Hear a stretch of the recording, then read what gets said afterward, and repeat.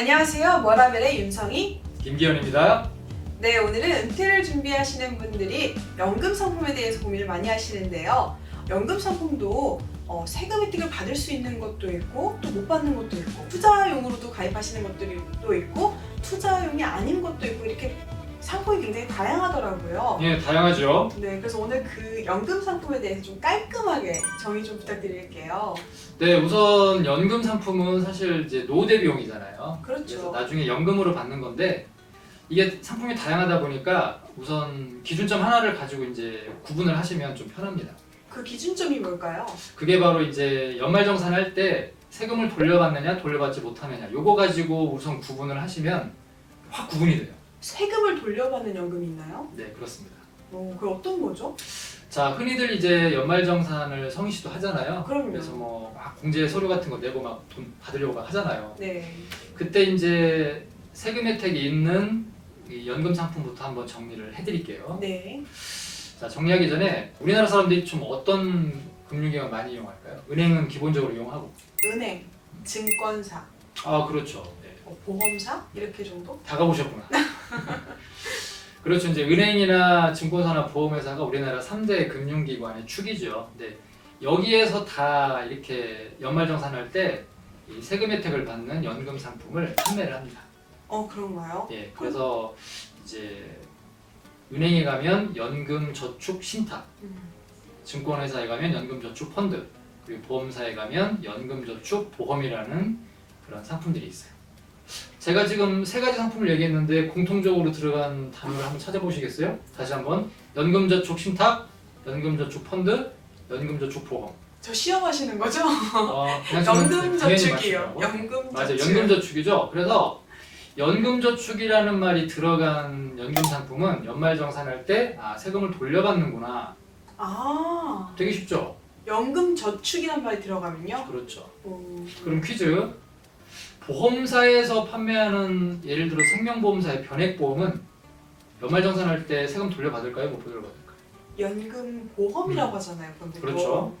그럼 연금 저축이 아니기 때문에 그렇죠. 빙고 그거예요. 네. 그래서 연금 저축자가 들어간 상품이 세금 혜택이 있고 나머지 그냥 연금보험 같은 거, 일반 연금보험, 변액연금보험 이런 거는 절세 혜택이 없다. 대신에 이제 나중에 비과세를 운영할 수 있다. 이렇게 정리를 하시면 되겠죠? 네. 그럼 연금 저축 글자 들어간 상품이면 세금 혜택을 받을 수 있는데 구체적으로 사실 몇 퍼센트나 받을 수 있는지가 가장 궁금하실 것 같아요. 네, 그래서 이제 쉽게 설명을 드리면 성희 씨가 만약에 1년 동안에 돈을 내잖아요. 연금 저축 상품에 1년 동안에 낸 거에 그냥 15% 돌려받는다고 보시면 돼요.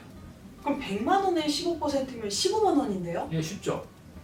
너무 많이 되는 거 아니에요? 200만 원을 내면 15%니까 30만 원. 그러니까 300만 원을 내면 45만 원 돌려받는다. 이렇게 보시면 되게 쉽겠죠. 그럼 제가 만약에 1000만 원을 내면 150만 원 받는 건가요? 1000만 원 내시게요? 낼 수 있어요. 예, 낼 수 있고 중요한 거 이제 1000만 원 냈는데 150만 원까지 다 안 돌려받아요. 이제 아쉽게도 이게 한도가 있는데 1년에 1,800만 원까지 낼 수 있어요.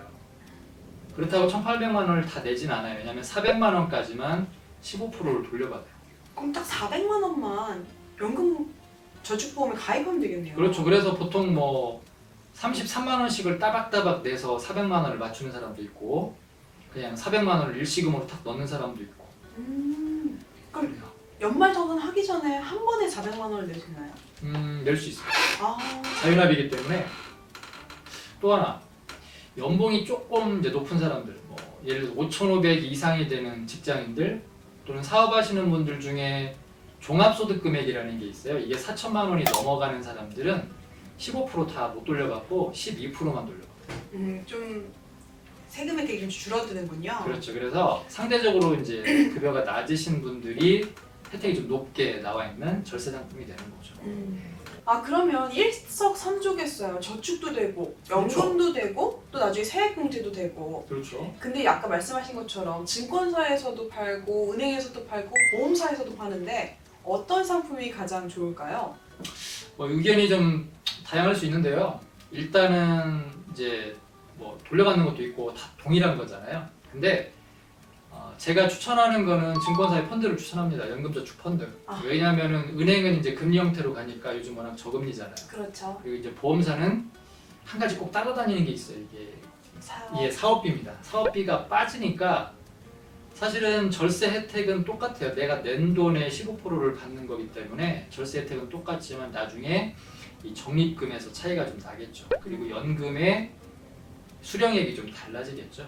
그럼 증권사의 연금저축 펀드가 가장 좋겠네요. 네, 그게 요즘에 이제 많이들 하고 있고요. 또 뭐 저축 뭐 하시는 분도 이제 펀드로 이전하고 있고 보험사에서 이제 연금저축 보험 하시는 분들도 이 금융기관 간에 이제 이전을 할 수 있어서 증권사로 많이 이전을 하고 있죠. 근데 사실 모든 상품이 장점만 있는 건 아니에요. 이렇게 좋은 상품에도 단점이 있을 텐데 어떤 게 단점일까요? 그렇죠. 사람도 뭐 완벽한 사람이 없는 것처럼 이 금융 상품도 가만히 보시면 좀 조심해야 될 게 있는데 첫 번째는 이게 연금 상품이거든요. 기본적으로. 그러니까 연금으로 받을 때만 혜택이 주어져요. 그래서 중간에 깨잖아요. 그러면 내가 이 세액공제 받았던 거 있죠.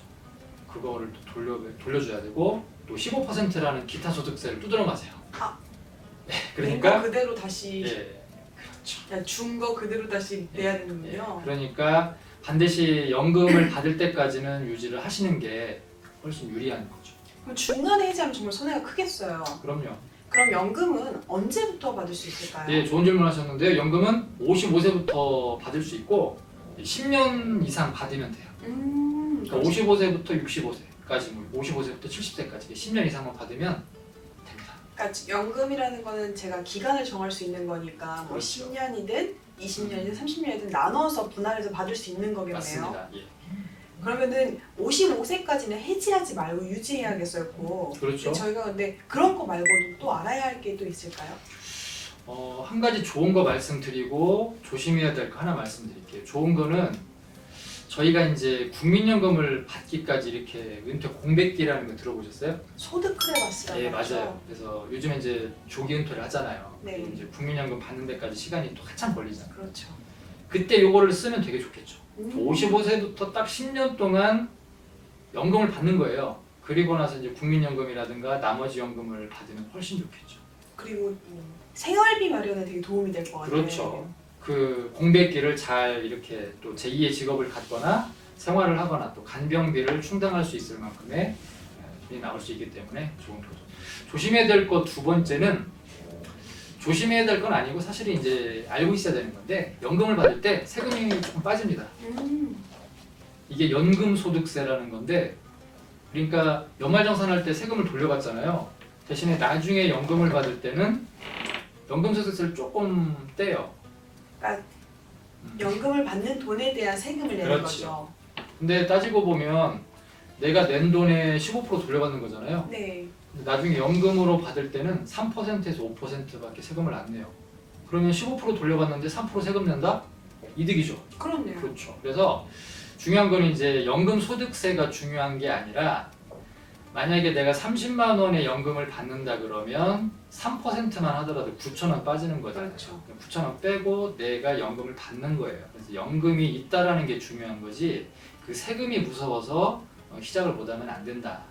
이렇게 정리를 할 수가 있겠죠. 전 작년에 이제 환급금 받았을 때 너무 얼마 안 돼가지고 좀 속상했는데 올해에는 꼭 연금 저축 펀드를 통해서 예. 좀 환급금도 많이 받도록 해보도록 하겠습니다. 좋은 생각이에요. 근데 이거 세액공제 되는 거 말고 다른 상품도 있다고 하셨잖아요. 그것도 좀 간단하게 설명 좀 부탁드릴게요. 예, 세액공제 되는 거는 사실은 사람들이 이제 33만 원이라든가 400만 원 이렇게 맞춰서 네. 이제 운영을 하시는데 이제 조금 더 여유 자금이 있다 그러면은 뭐 변액연금 같은 거 있죠. 아까 말씀하신 세액공제도 안 되지만 나중에 연금 받을 때는 세금을 안 내요. 그러니까 음. 비과세로 장기적으로 크게 운영할 수 있는 그런 변액연금보험 같은 거를 또 이렇게 연금저축하고 잘 이렇게 조화를 이루면 굉장히 좋은 포트폴리오가 만들어지겠죠. 이제 그러니까 연금저축보험, 연금보험 같이 이 두 가지를 나누는 그렇죠. 기준은 세액공제가 되는지 안 되는지, 맞습니다. 세금을 지금 내는지 나중에 내는지 그렇죠. 이걸로 분리가 되겠네요. 네. 마지막으로 연말정산이 되는 게 좋은 건가요? 안 되는 게 좋은 건가요? 그거는 정답이 없어요. 그래서 성희 씨가 만약에 연말정산 했는데 오히려 세금을 내거나 환급을 좀 받고 싶어. 그러면 고민하지 마시고 세금 혜택이 있는 걸로 가시면 되고, 그리고 좀 많이 돌려받는 사람도 있어요. 원래 예, 환급금 많이 나오는 사람이 있어. 그런 거 굳이 뭐 환급 더 받으려고 하실 필요 없고, 그냥 나중에 정말 노후 자금을 크게 비과세로 운영할 수 있도록 그렇게 뭐 변액연금 같은 거 그게 좋겠죠. 네, 정말 연금 상품에 대해서 좀 깔끔하게 정리를 한 것 같아요. 세금 혜택을 받을 수 있는지 없는지를 구분을 해서 본인에게 어떤 것이 좀 더 필요한지 찾아보는 시간을 가져보셨으면 좋겠습니다. 그럼 좀 더 궁금하신 내용은 밑에 댓글로 달아주시고요. 그걸 또 토대로 연금 상품 시리즈 2로 돌아오도록 하겠습니다.